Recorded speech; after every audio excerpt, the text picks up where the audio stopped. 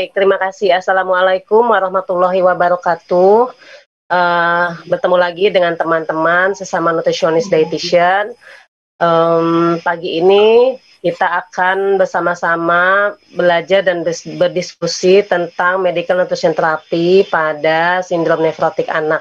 Saya kebetulan diberikan mandat amanah oleh panitia untuk menyampaikan tentang medical nutrition therapy pada sindrom nefrotik anak. Ya, ini adalah materi pagi ini yang diamandatkan kepada saya dari panitia ASDI Jambi. Terima kasih banyak, yaitu tentang medical nutrition therapy pada sindrom nefrotik anak. Ini slide biodata saya yang tadi sudah disampaikan oleh Ibu Moderator ya. Jadi saya adalah lulusan dari Akademi Gizi Jakarta, lalu melanjutkan ke Fakultas Kesehatan Masyarakat di Universitas Indonesia, dan mendapatkan kesempatan untuk melanjutkan ke jenjang postgraduate diploma in human nutrition dan master of nutrition and dietetics. Sindrom nefrotik ya, sindrom nefrotik merupakan suatu penyakit kronis yang paling sering dialami oleh anak-anak ya, yang disebabkan oleh adanya kelainan minimal atau terjadi karena glomerulonefritis fokal sklerosis. Mungkin nanti kalau dari segi medis bisa lebih dalam dengan Pak Dokter ya. Nah, penyebabnya apa untuk sindrom nefrotik ini? Ada 3 penyebab ya. Yang pertama adalah penyebab primer. Idiopatik ini adalah penyebab yang paling banyak. Biasanya 80% dari sindrom nefrotik yang terjadi pada anak penyebabnya karena memang idiopatik atau primer ini. Lalu yang kedua penyebabnya adalah penyebab sekunder. Bisa karena autoimun, ada vaskulitis, terjadi infeksi atau keganasan dan yang lainnya. Serta yang terakhir diduga sindrom nefrotik juga disebabkan oleh karena adanya kelainan genetik. Secara epidemiologi, kalau kita lihat di belahan dunia ya, di Amerika dan di Eropa, prevalensinya ternyata cukup besar ya untuk sindrom nefrotik, yaitu sekitar 12 sampai 16 per 100.000 per tahun kejadian di anak. Lalu insidennya sekitar 1 sampai 3 per 100.000 per tahun. Bagaimana dengan Indonesia? Di Indonesia ternyata insiden juga cukup besar ya, bahkan lebih tinggi daripada yang terjadi di belahan benua Amerika dan Eropa, yaitu sekitar 6 per 100.000 per tahun. Dikatakan sindrom nefrotik menjadi suatu diagnosis, yaitu ada 4 kondisi. Kondisi pertama adalah terjadinya proteinuria. Proteinuria yang terjadi pada sindrom nefrotik ini masif ya. Nanti kita lihat berapa yang dimaksud dengan proteinuria masif ini. Lalu pada sindrom nefrotik juga terjadi kalau misalnya ada pemeriksaan laboratorium, itu terjadi hipoalbuminemia, yang kadar albumin darah kurang dari 2,5 gram per desiliter. Nah, berhubungan dengan hipoalbuminemia juga, karena terjadi hipoalbuminemia biasanya akan disertai dengan adanya edema. Edema yang terjadi pada anak-anak sindrom nefrotik bahkan bisa menjadi edema anasarka ya, jadi edema di seluruh tubuh. Tapi ada juga hanya di beberapa bagian tubuh saja. Lalu kondisi keempat adalah terjadinya hiperlipidemia, terutama ditunjukkan dengan kadar kolesterol total yang lebih dari 200 mg dan kadar kolesterol LDL yang juga lebih tinggi daripada kadar LDL normal. Nah, ini adalah tentang proteinuria. Proteinuria adalah ekskresi protein dari urin seorang anak yang normal, yang kalau yang normal ekskresi protein dalam urin ya seorang anak itu sekitar 100 mg per meter square luas permukaan tubuh per hari, atau kalau kita hitung secara kuantitatif yaitu sekitar 150 mg per hari ya. Bagaimana cara pemeriksaan proteinuria? Itu ada pemeriksaan kualitatif dan pemeriksaan kuantitatif. Kalau untuk pemeriksaan kualitatif itu dengan dipstick atau turbidimetri, jadi menggunakan stick ya, yang biasa kita kalau periksa untuk periksa kehamilan seperti itu ya. Nah, stick seperti itu diperiksa, jadi akan terdeteksi dengan pemeriksaan kualitatif ini kadar protein urea atau protein yang ada di dalam urin itu akan terdeteksi apabila kadar dari protein sekitar lebih dari 3 gram per desiliter ya, atau bisa mencapai 5 gram per desiliter. Nah, itu secara kualitatif. Jadi kalau di bawah 3 gram per desiliter, pemeriksaan oleh dipstick dan turbidimetri itu tidak terbaca, meskipun sudah terjadi protein urea. Lalu ada pemeriksaan kedua untuk protein urea, yaitu pemeriksaan secara kuantitatif. Pemeriksaan secara kuantitatif adalah kita mengukur atau menghitung ya rasio dari kandungan protein yang keluar melalui urin dibagi dengan kreatinin urin ya, kreatinin yang keluar melalui urin. Apabila rasio antara protein berbanding kreatinin di dalam urin tersebut lebih dari 2, nah itu berarti sudah masuk ke dalam kategori protein urea. Atau bisa juga dengan menggunakan perhitungan protein kreatinin, jadi tidak dibagi tapi dikali, kalau hasilnya lebih dari 2000 mg per kilogram berat badan. 2000 mg ya hasilnya. Nah, ini adalah tanda-tanda dari penegakan diagnosa yang bisa kita ambil untuk protein urea. Nefrotik sindrom seperti di awal disampaikan, protein urea yang terjadi adalah protein urea masif ya. Jadi kalau protein urea masif itu kalau misalnya terjadi protein yang keluar yang ada di urin, rasio kalau yang kita ukur rasio antara protein berbanding dengan kreatinin urin itu lebih dari 2,5, itu dikatakan masif. Kalau tadi dikatakan protein urea saja kalau lebih dari 2 rasionya apabila, tapi kalau untuk sindrom nefrotik definisinya kategori untuk penegakan diagnosa adalah protein urea masif. Jadi biasanya pada anak-anak dengan sindrom nefrotik rasio antara protein berbanding kreatinin urin itu lebih dari 2,5, bahkan ada yang mencapai 5 ya, seperti itu. Atau kalau kita mengukur berdasarkan kuantitatif ya, yaitu yang dikatakan protein urea masif apabila lebih dari 40 mg per meter square luas permukaan tubuh per jam, atau sekitar lebih dari 50 mg per kilogram berat badan per 24 jam. Nah, ini biasanya kalau pada pasien-pasien nefrotik sindrom, hasil-hasil ini pasti sudah ada ya dari hasil lab, terutama kalau misalnya dilakukan di pelayanan kesehatan seperti rumah sakit. Bagaimana tujuan diet? Ya, karena kita akan melakukan medical nutrition therapy pada pasien ini, kita harus tahu dulu apa yang harus kita lakukan atau apa yang menjadi tujuan dari medical nutrition therapy yang kita berikan. Yaitu ada 3 tujuan utama: memenuhi kebutuhan energi dan zat gizi pada anak untuk menjamin tumbuh kembang optimal dengan tidak memberatkan fungsi organ, terutama organ yang berdampak yaitu organ ginjal. Karena kalau misalnya kondisi sindrom nefrotik ini tidak diatasi dengan baik dan berlarut, itu akan terjadi gagal ginjal ya, gagal ginjal akut seperti itu. Ya, prinsip pemberian diet pada pasien dengan sindrom nefrotik anak adalah 1, untuk pemberian energi. Ya, untuk energi, perhitungan kebutuhan energi pada anak-anak dengan sindrom nefrotik itu sesuai dengan kebutuhan anak-anak normal, atau kita perhitungkan sesuai dengan RDA atau Recommended Dietary Allowance. Ya, jadi tidak berbeda dengan kebutuhan anak normal, karena tadi tujuan salah satu dari tujuan pemberian terapi gizi pada sindrom nefrotik adalah memberikan kebutuhan energi dan zat gizi yang adekuat ya. Untuk energi sesuai dengan kebutuhan RDA.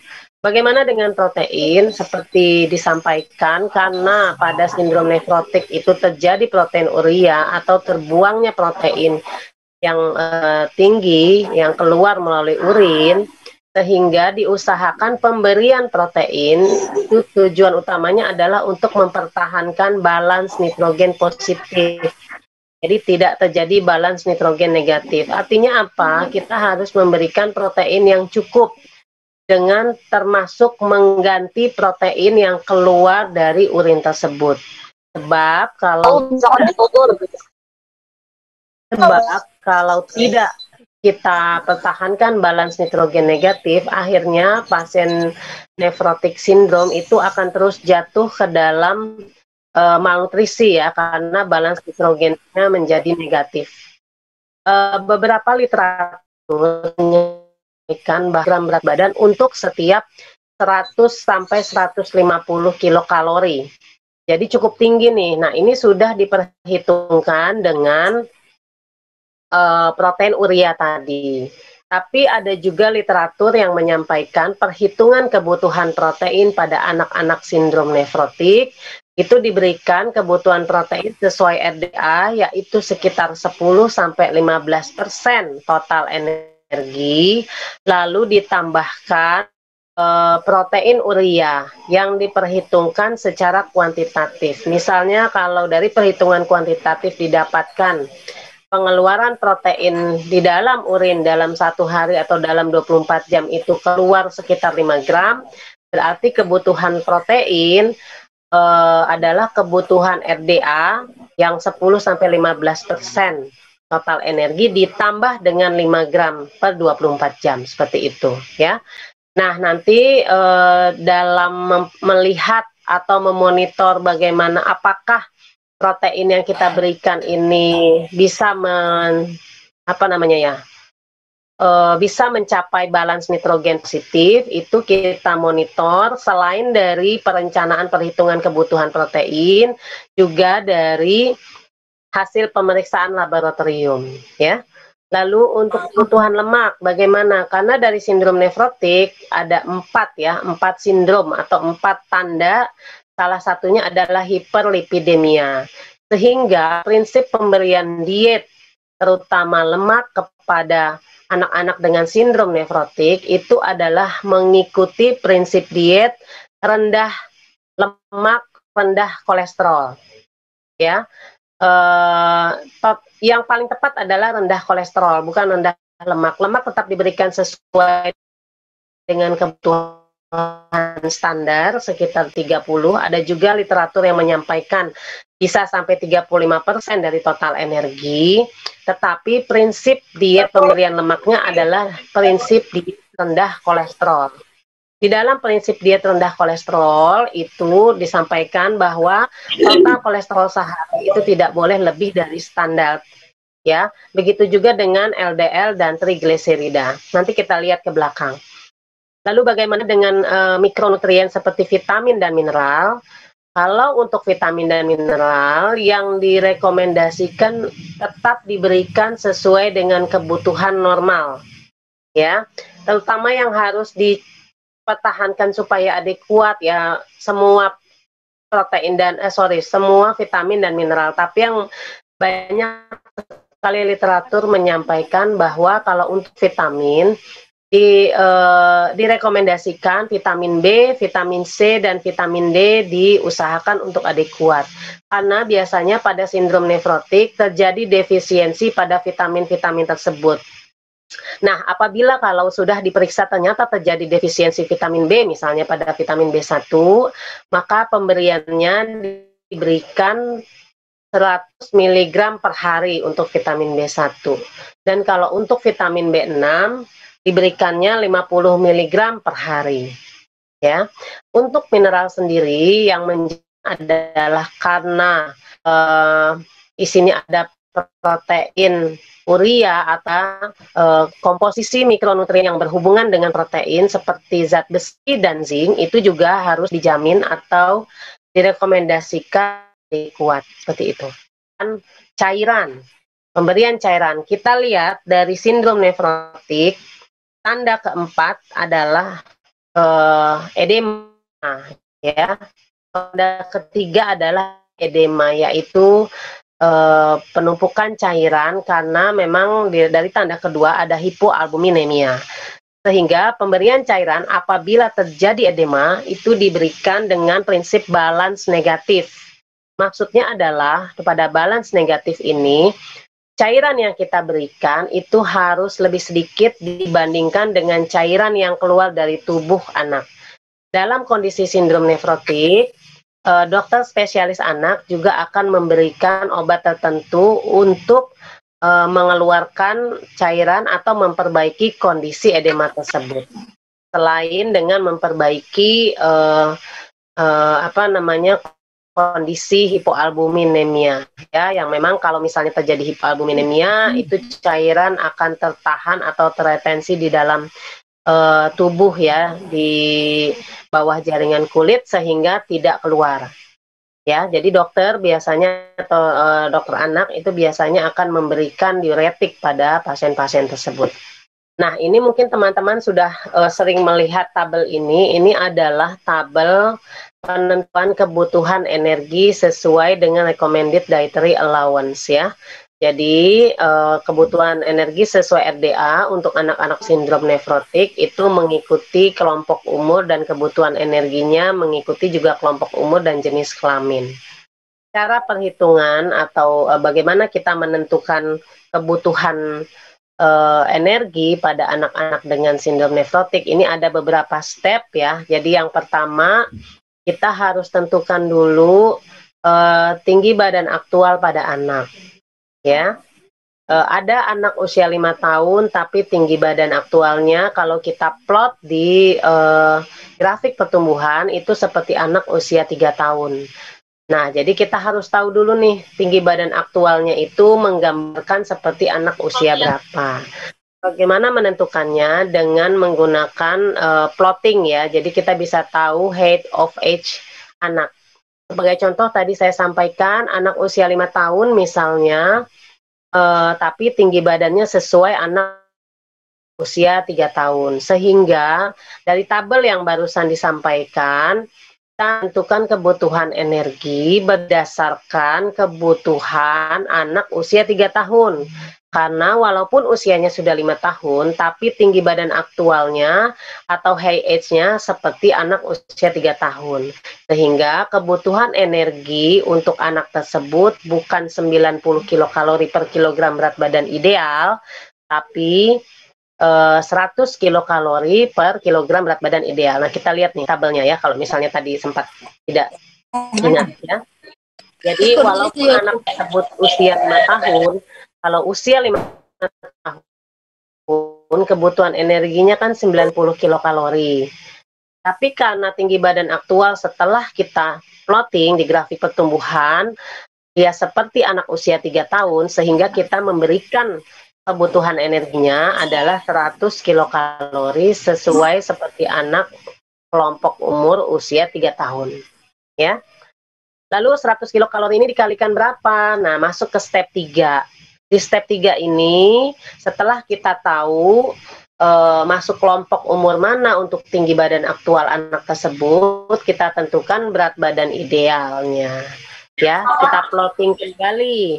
Untuk usia 3 tahun tersebut, berapa berat badan idealnya? Misalnya berat badan idealnya 14 kilo.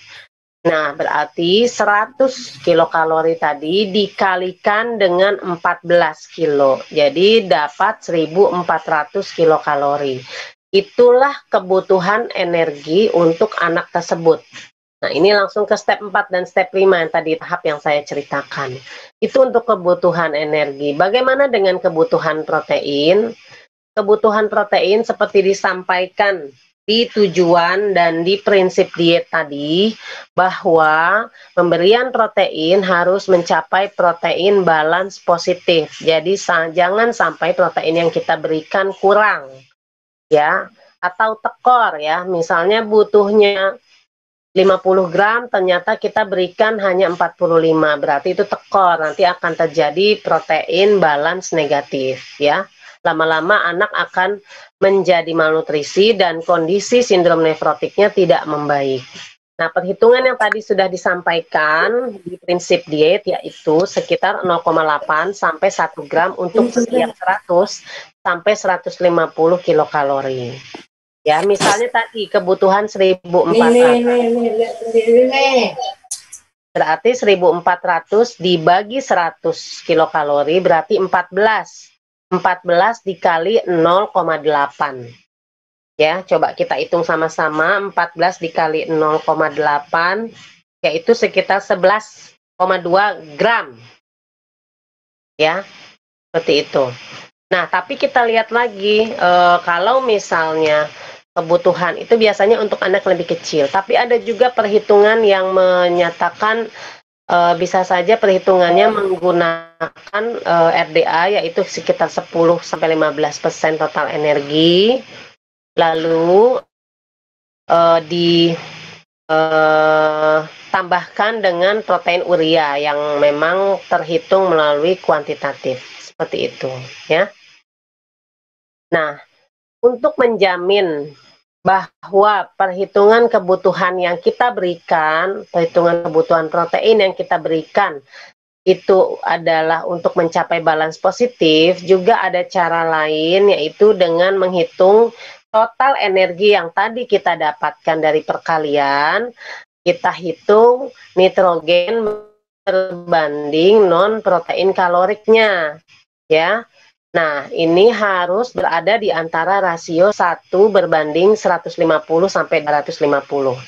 Kalau misalnya tadi, misalnya 150 kilokalori dibagi kebutuhan misalnya 1.500, lalu dibagi per 150 kilokalori berarti 10 dikali 1 gram, berarti 10 gram perhitungannya. Nah, kita hitung apakah NNPC-nya berada di rasio 1 berbanding 150 sampai 50. Terus berikan atau kita harus modifikasi pemberian jumlah protein tadi. Ya. Bagaimana cara menghitung NNPC? Nanti kalau tidak salah ada rumus di belakang, tapi NNPC adalah, N itu adalah nitrogen, NPC adalah non protein kalorik.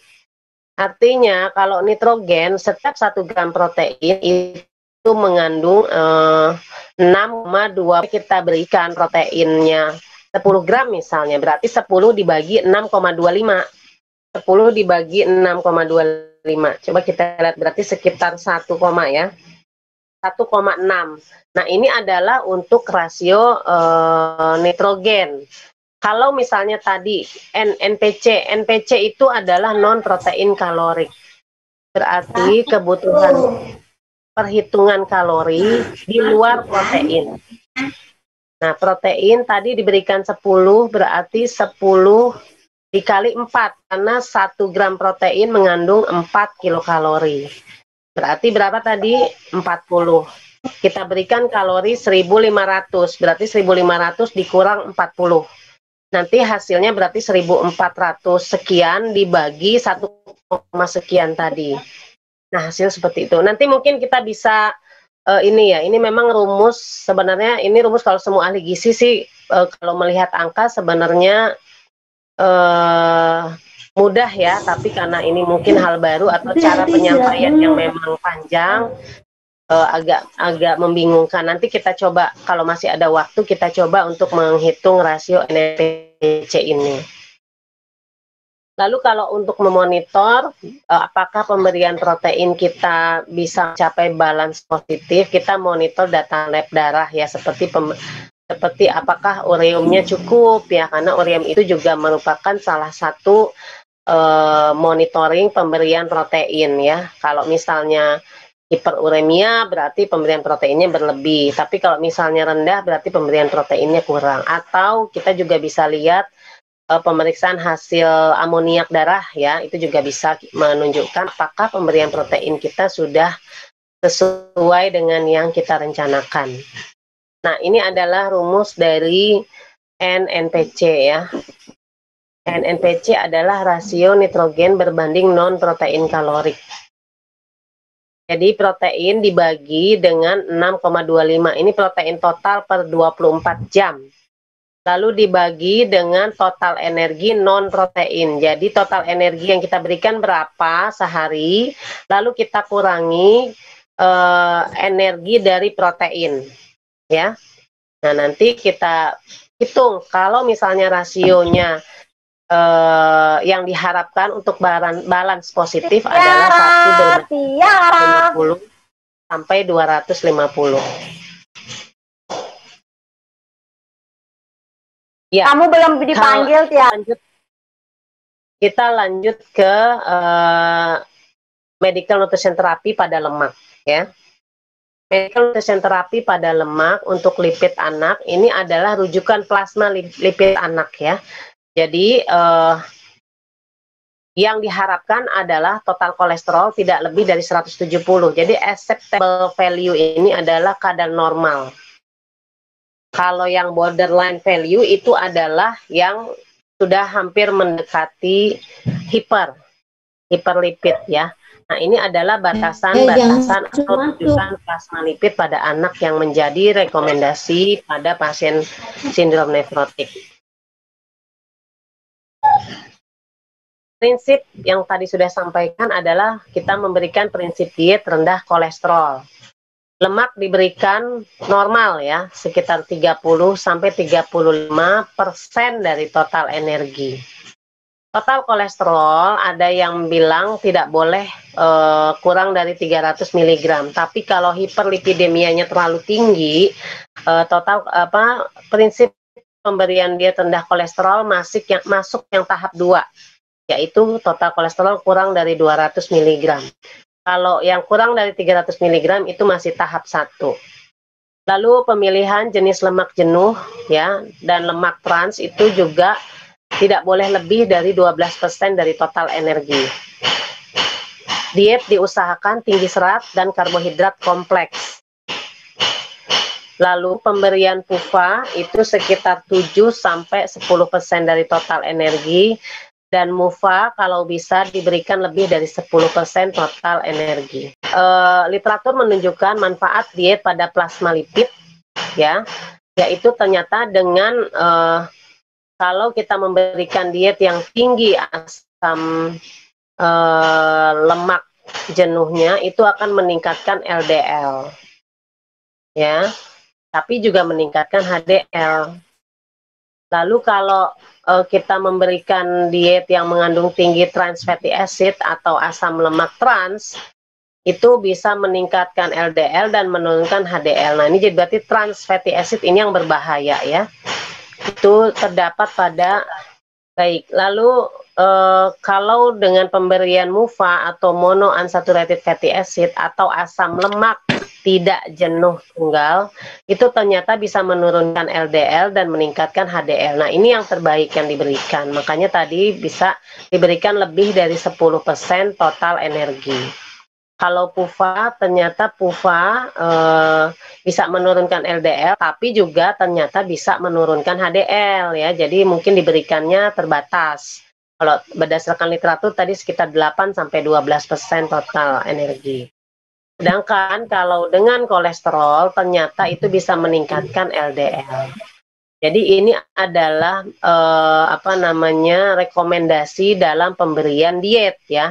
Berarti yang sesuai yang dianjurkan tadi, kita harus mengurangi pemberian diet asam lemak jenuh dan lemak trans, serta meningkatkan asupan MUFA, lalu memberikan PUFA tapi sesuai dengan rekomendasi sekitar 8-12% saja, dan menurunkan kadar kolesterol. Kalau tahap 1 itu sekitar 300 mg per hari, kalau masuk ke tahap 2 itu sekitar 200 mg per hari. Nah, ini adalah cairan, kita menggunakan perhitungan kebutuhan cairan normal, ya, atau standar. Dengan kalau untuk anak biasanya kita pakai holiday segar. Holiday segar rumusnya adalah kalau untuk berat badan kurang dari 10 kilo, kita berikan 100 ml per kilogram berat badan. Kalau berat badannya antara 10-20 kilo, kita berikan 1000 ml ditambah dengan 50 ml dikali berat badan tadi dikurang 10 kilo. Kalau untuk berat badan yang lebih dari 20 kilo, rumus holiday segar adalah diberikan 1500 ml ditambah 20 ml dikalikan dengan berat badan yang sudah dikurangi 20 kilo tadi. Nah, ini kalau kita mau balance cairan. Kalau tadi rekomendasi untuk sindrom nefrotik adalah pemberian balance cairan negatif,